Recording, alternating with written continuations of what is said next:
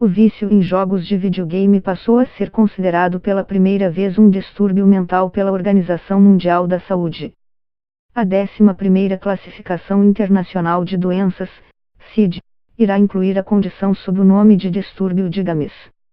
O documento descreve o problema como padrão de comportamento frequente ou persistente de vício em games, tão grave que leva a preferir os jogos a qualquer outro interesse na vida. Alguns países já haviam identificado essa condição como um problema importante para a saúde pública. Muitos, incluindo o Reino Unido, têm clínicas autorizadas a tratar o distúrbio. A última versão da CID foi finalizada em 1992, e a nova versão do guia será publicada neste ano. Ele traz códigos para as doenças, sinais ou sintomas e é usada por médicos e pesquisadores para rastrear e diagnosticar uma doença. O documento irá sugerir que comportamentos típicos dos viciados em games devem ser observados por um período de mais de 12 meses para que um diagnóstico seja feito. Mas a nova CID irá reforçar que esse período pode ser diminuído se os sintomas forem muito graves.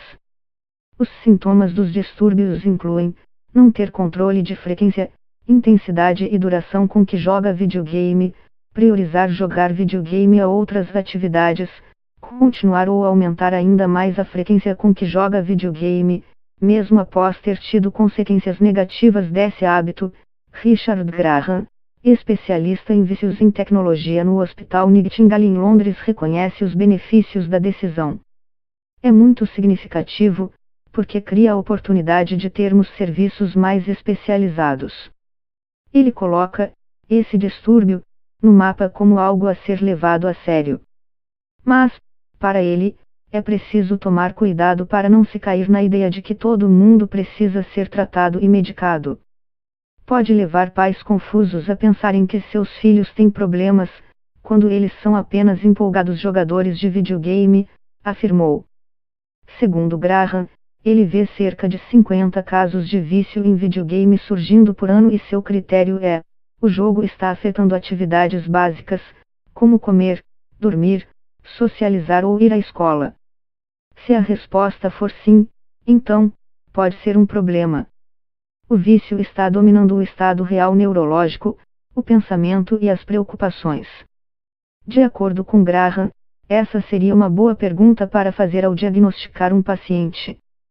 Em 2013, no Manual de Estatísticas e Diagnósticos de Distúrbios Mentais, DSM, na sigla em inglês, o distúrbio relacionado a games e videogames era considerado condição a ser estudada, o que significa que ela não era oficialmente reconhecida. Muitos países já adotam até mesmo medidas mais sérias para combater o problema. Na Coreia do Sul, o governo criou uma lei para proibir o uso de games por pessoas menores de 18 anos entre meia-noite e 6 da manhã.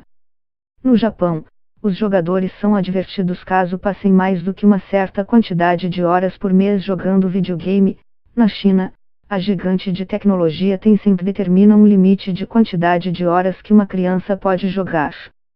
Um estudo recente feito na Universidade de Oxford sugeriu que, apesar de as crianças no geral passarem cada vez mais tempo na frente das telas, isso não necessariamente representa vício. As pessoas acreditam que as crianças estão viciadas em tecnologia e nessas telas 24 horas por dia a ponto de abdicarem de outras atividades.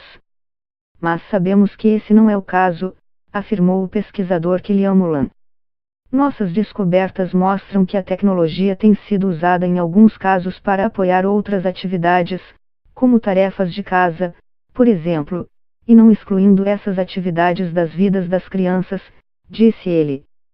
Assim como nós, adultos, fazemos, as crianças espalham o uso da tecnologia digital ao longo do dia, enquanto fazem outras coisas, finalizou.